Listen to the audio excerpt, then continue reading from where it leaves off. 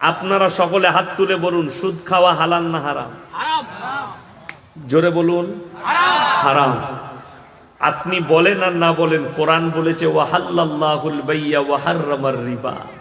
সুদ তোমাদের জন্য হারাম, ব্যবসা তোমাদের জন্য হালাল। তার মানে যদি সুদ হারাম হয়, তাহলে এই নলহাটি থানায় একটাও সুদখোর নাই। কথা বলে না এরা? আছে না নাই?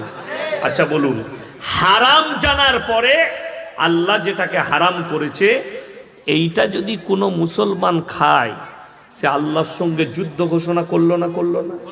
করলো।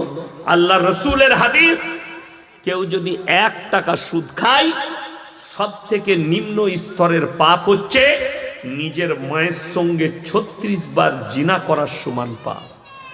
নাউজুবিল্লাহ বলে। তাহলে যে সুদ খাচ্ছে সে চিন্তা করুক তার মায়ের সাথে সে কবার জিনা করছে। কিন্তু জানেন